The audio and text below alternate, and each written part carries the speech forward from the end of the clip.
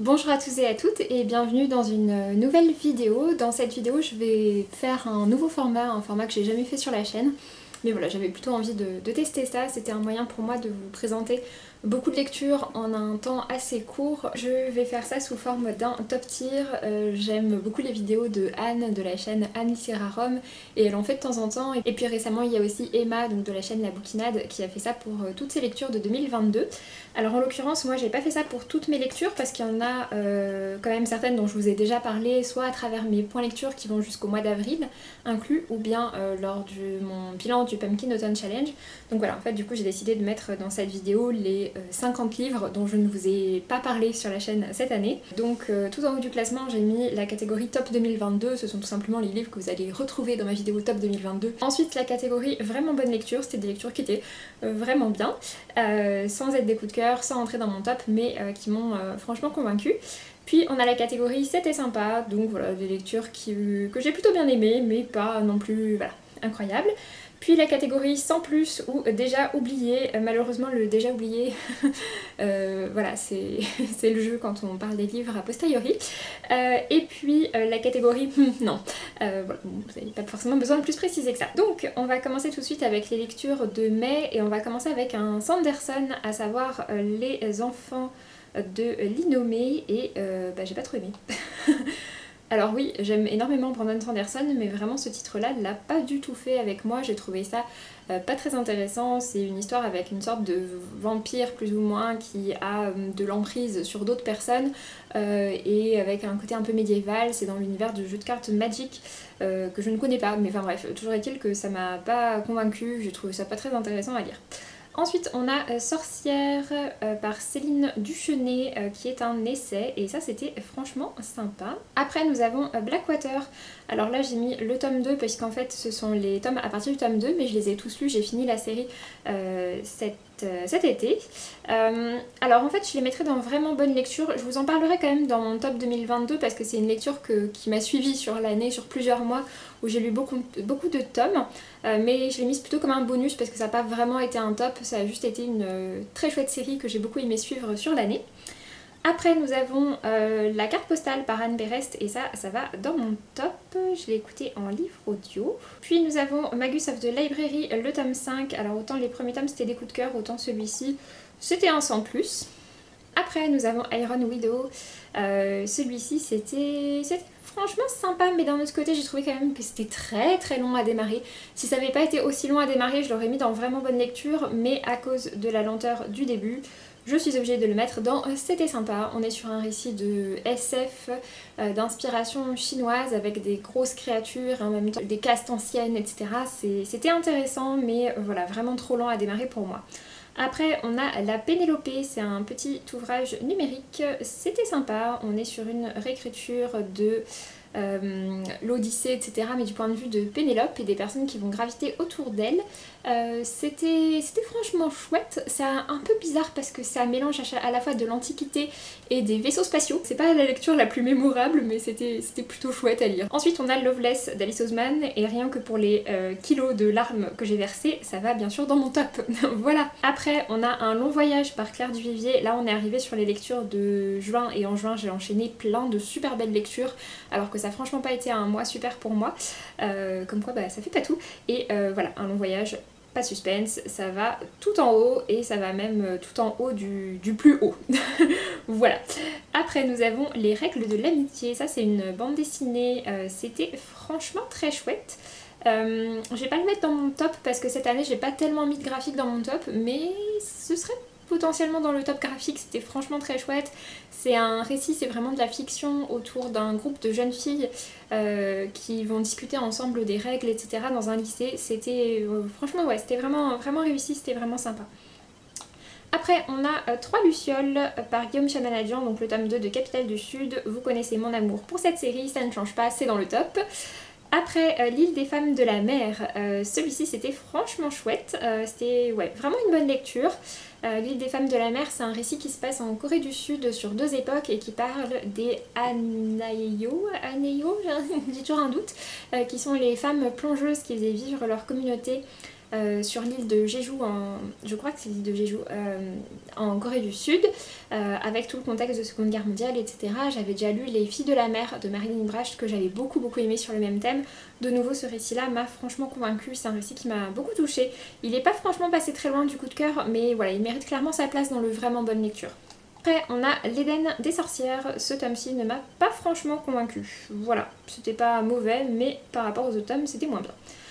Puis Get Up America, c'est la suite de Wake Up America, une bande dessinée qui parle de l'histoire américaine et notamment autour des combats pour les droits civiques. C'était vraiment très réussi à nouveau et voilà, du coup ça va dans les vraiment bonnes lectures.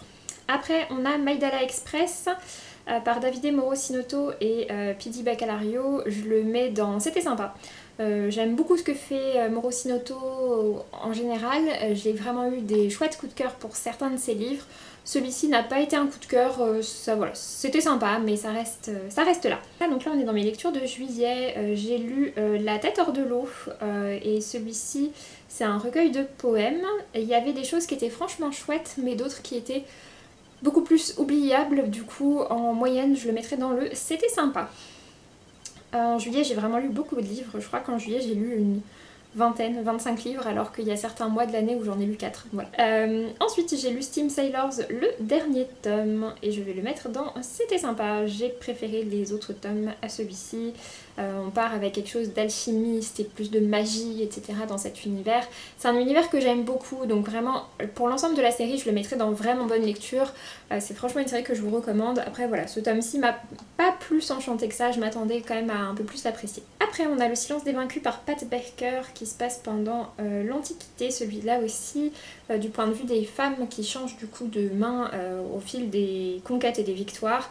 C'était un récit franchement difficile et pas joyeux, mais moi pour ma part il m'a vraiment plu, je l'ai mis donc dans vraiment bonne lecture.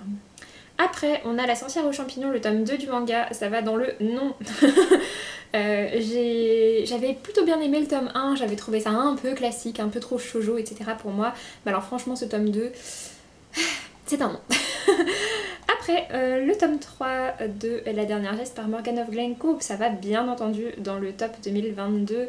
Nous avons Bergère guerrière, le tome 4, donc le dernier tome de cette bande dessinée, et c'était vraiment une bonne lecture. Puis nous avons Baptiste Beaulieu avec son recueil de poèmes N'aie pas peur jamais, et ça va dans le non. Alors, c'est pas tellement un non, c'est un c'était pas pour moi.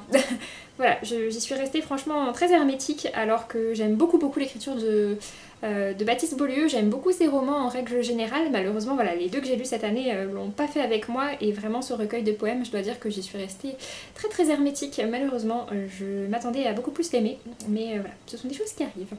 Comme quoi c'est pas parce que c'est Sanderson ou c'est Baptiste Beaulieu que ça se retrouve forcément dans le top, c'est pas si évident que ça.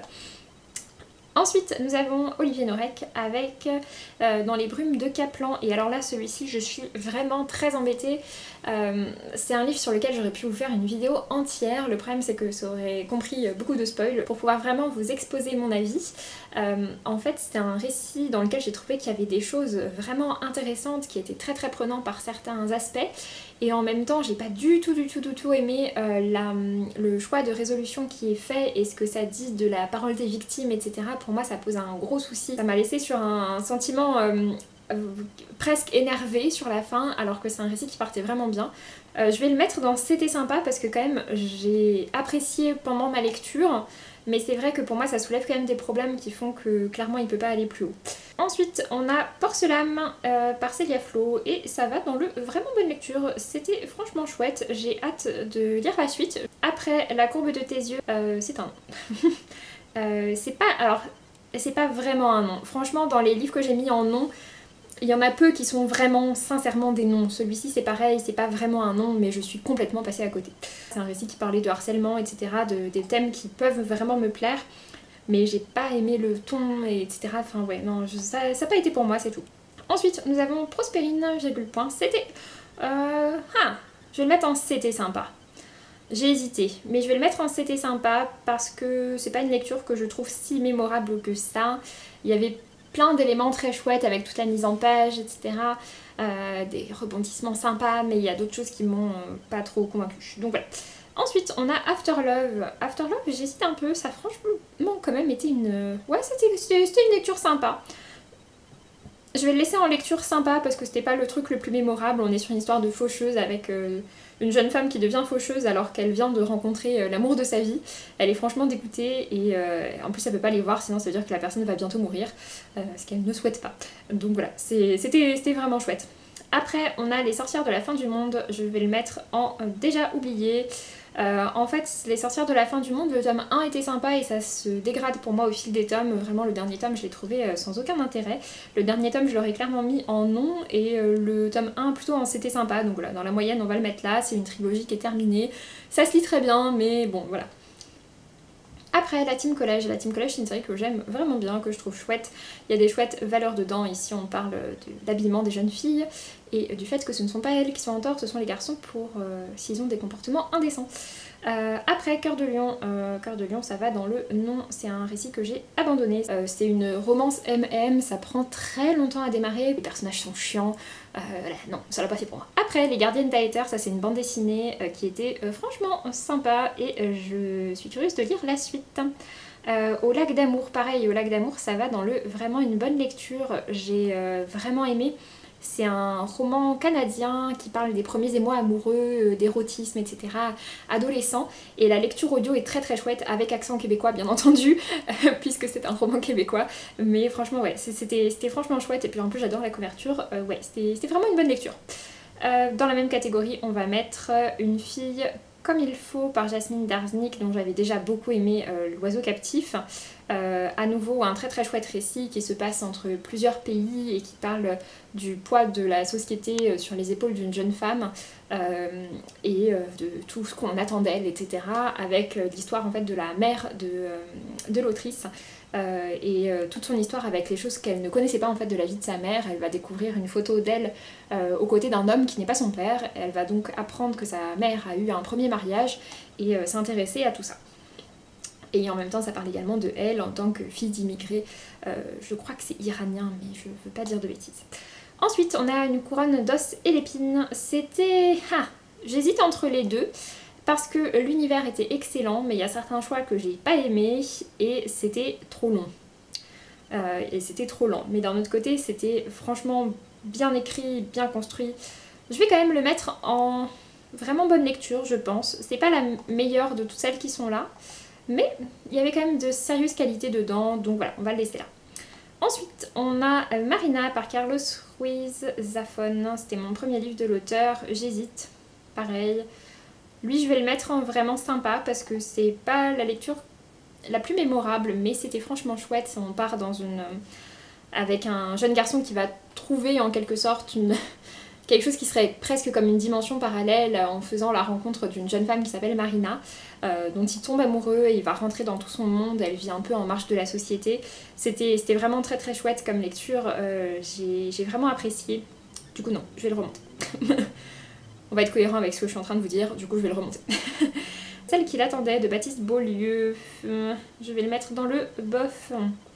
Il y avait des très chouettes choses dedans et d'autres choses qui m'ont pas plu, ça part un peu trop sur le côté métaphysique des personnes qui se sont rencontrées dans une autre vie, etc. et qui se retrouvent. C'est pas pour moi, c'est des choses auxquelles je suis très hermétique, malheureusement, même s'il y avait des chouettes choses dedans, parce que c'est quand même Baptiste Beaulieu et que j'aime beaucoup son écriture, mais ça n'a pas suffi. Ensuite, on a Bayouk par Justine Yogret, je vais le mettre en c'était sympa, c'est une lecture avec laquelle j'ai passé un bon moment mais qui n'était pas mémorable. On est sur l'histoire d'une jeune fille dont la mère est une légende pirate qu'elle a toujours beaucoup idolâtrée, sauf qu'elle va se rendre compte en grandissant et en menant sa propre quête que sa mère n'est pas la personne idéale qu'elle a toujours pensé être et ça va un peu bousculer toutes ses croyances, ses espoirs d'attendre sa mère pendant des années, etc. Après, on a Soleil jusqu'à la fin. Alors celui-ci, ça a franchement été une excellente découverte. J'ai pleuré comme une madeleine en le lisant. C'était excellent, c'est un roman dont j'avais très peu entendu parler, j'en attendais pas franchement grand chose, mais alors vraiment j'ai été sur le cul en le lisant. Voilà, j'ai vraiment beaucoup aimé, très très chouette lecture, un roman contemporain qui parle d'une jeune fille qui est une enfant placée suite à des grosses difficultés familiales et qui va complètement se reconstruire au contact d'un couple de personnes âgées. Ensuite on a Sleepless. Sleepless c'était un roman graphique et on va le mettre en c'était sympa. Il y avait des bonnes idées dedans, les graphismes sont jolis également. Après, on a Les Héritiers de Brisane, c'est une série que j'aime beaucoup, ce tome-ci, voilà, était sympa. On reste sur David Brie avec Le Chant des Géants, pareil, celui-ci je vais le mettre en c'était sympa, j'ai préféré les autres romans de David Brie. Le souci c'est que ce roman-là c'est un roman de fantasy, plutôt médiéval. Par rapport à la couverture, je m'attendais vraiment à quelque chose de très typé, ambiance nordique, etc. Et en fait, pas du tout. C'est pas très typé, ça parle vraiment d'une histoire de deux frères qui se déchirent à cause d'enjeux de pouvoir et de cœur, etc. Et c'est un récit que j'ai bien apprécié, mais comme du coup c'était pas du tout... Enfin, du coup, c'était pas ce que j'en imaginais par rapport à la couverture. La couverture est pleine de runes, etc. Je crois qu'on ne parle jamais de runes dans le récit. Donc voilà, il y avait une espèce de balance entre les deux qui était un petit peu bizarre, qui fait que ça m'a pas autant convaincue que je l'espérais. Après, on a Il était ma légende par Estelle Faye. C'était sympa, mais assez court. Du coup, voilà, ça va rester dans le sympa, même si franchement, c'était un sacré défi de faire un roman de fantasy en aussi peu de pages. Là on est du coup arrivé dans mes lectures de décembre avec Il était ma légende. Après on a À l'ombre du manoir par Lizzie Felton. J'hésite. Ouais, allez, si. On va le mettre dans le c'était sympa. C'est pas la lecture la plus mémorable. J'ai beaucoup aimé certaines choses. On est sur une histoire d'une famille avec 4 enfants qui se retrouvent à habiter dans un grand manoir dont la mère est tombée amoureuse, sauf qu'il se passe des choses très bizarres dans ce manoir. Je trouve que ça méritait peut-être pas forcément d'être une duologie. Ensuite on a Heartstopper. En décembre j'ai eu une grande folie Heartstopper, j'ai lu les 4 tomes à la suite franchement je les ai adorés bien entendu. Donc voilà. Suivant les tomes, il y en a certains que j'ai encore plus aimé que d'autres, mais voilà, sur la moyenne on va quand même le mettre dans le top. Je les ai lus du coup en anglais, c'est très accessible en anglais. J'ai enchaîné ensuite avec Cet hiver, et Cet hiver c'était vraiment sympa. Ça parle beaucoup des TCA de Charlie, puisque c'est un thème qui est abordé à partir, un petit peu à partir du tome 3 et qui se confirme dans le tome 4. Par contre, Nick et Charlie, je vais le mettre en 100+. Voilà. Parce qu'en fait Nick et Charlie ils sont plus âgés, Nick est rentré à l'université et Charlie est encore au lycée et du coup ça amène une séparation physique entre eux et puis des quiproquos et puis ils se parlent bizarrement et pas du tout de manière aussi tendre, etc. J'aime pas ces trucs, ce cliché de manque de communication et de personnages qui se séparent et puis qui reviennent ensemble, même si c'est Nick et Charlie et que j'aime beaucoup Nick et Charlie, ça ne suffit pas, c'est un schéma que je n'aime pas du tout dans les romans. Ensuite on a Les Magies de l'Archipel par Estelle Faye, on va le mettre en vraiment bonne lecture. C'est un récit jeunesse plein d'aventures qui parle d'un frère et d'une sœur qui vont partir à la conquête de quelque chose pour sortir de leur quotidien et de la sœur qui va être frappée d'une malédiction, etc. C'était franchement sympa, c'est un court roman jeunesse, il est vraiment très court, c'est le premier tome d'une série, je lirai la suite. Ensuite on a Holopox, donc le tome 3 de Morrigan Crow, pareil c'est une série que j'aime beaucoup, quelques longueurs dans ce tome-ci, les tomes sont de plus en plus longs, c'était peut-être pas nécessaire que ce soit à ce point-là, mais c'était franchement sympa. Ensuite on a Le Musée Galactique des choses disparues, un peu trop de longueur pour arriver vraiment dans le top, mais c'était quand même franchement sympa. Le Clarisse Sabar Sous un ciel étoilé, qui était sa romance de Noël de cette année, que j'ai tenté d'écouter en livre audio, c'est clairement un non, en tout cas pour cette version audio, je l'ai trouvé vraiment catastrophique. La personne parle avec une voix comme ça, et du coup non, c'est pas possible. C'est un mélange entre une voix de doublage de dessin animé et une voix de doublage de téléfilm M6 de Noël. En plus, bon, c'est une histoire assez cliché, etc. Franchement, c'est un gros non. J'aime beaucoup ce que fait Clarisse Sabar d'habitude, mais voilà, l'histoire était cliché. Alors, ça m'étonne, enfin voilà, bon, c'est un début d'histoire, franchement, j'ai lu 10%, donc... sûrement que dans la suite il y a des choses qui sont plus intéressantes qui se passent, mais entre la lecture audio et le fait que les personnages ne m'intéressaient pas plus que ça, j'ai pas du tout eu envie de continuer. Et pour terminer, on a Le Temps du Teuse par Morgan of Glencoe, que j'ai lu 2 fois cette année. Du coup ça va dans mon top. Voilà. Oui, du coup ça va dans mon top. Je l'ai lu 2 fois parce qu'en fait je savais pas qu'il allait sortir en papier. C'est un récit dans lequel qui a un regroupement de nouvelles qui se passe dans l'univers de La Dernière Geste, et ça se passe pendant le solstice d'hiver, et du coup c'est l'équivalent de Noël, sauf qu'on est dans un monde dans lequel le christianisme n'existe pas, donc Noël n'existe pas, sauf que là c'est les fêtes du solstice dans lesquelles chacun offre un cadeau à un autre, etc. Donc autour d'une fête qui s'appelle le Teuse, et du coup on suit tous les personnages de La Dernière Geste différentes années, on les voit tous un par un dans leur famille ou avec leurs proches, etc. en train de fêter Noël. enfin Noël, en train de fêter le Teuse, et c'était franchement super chouette. Et du coup bah en fait je l'ai lu à la suite de Ordali en juillet, parce que j'étais en manque à la fin du tome 3 et que je me disais non, je vais pas juste pouvoir attendre l'année prochaine pour pouvoir lire le prochain, il faut que je lise autre chose entre temps, que je reste dans cet univers, donc c'est pour ça que je l'avais lu. Et en fait quand j'ai fini de le lire, j'ai appris qu'il allait sortir en version papier. Il est sorti en papier pendant l'automne, et comme ça se passe du coup pendant le solstice, etc., il y a vraiment ce côté fête de Noël et tout, du coup je l'ai relu pendant les fêtes de Noël. Sur ce, j'en ai donc fini avec ce classement. Du coup, bah, tous les livres qui sont là dans mon top, ce sont des livres dont je vous reparlerai avec d'autres dans ma vidéo de top 2022. Et puis du coup, j'espère que ce format vous a plu. Ça m'a permis quand même d'aborder rapidement les livres que j'ai lus cette année. Si vous avez envie d'avoir des avis plus complets dessus, bah, n'hésitez pas à me demander ou bien aller voir sur mon profil Livre Addict par exemple. J'espère que cette vidéo vous aura plu. Je vous dis pour ma part à très bientôt, je l'espère, pour une prochaine. Et puis d'ici là, portez-vous bien. Salut!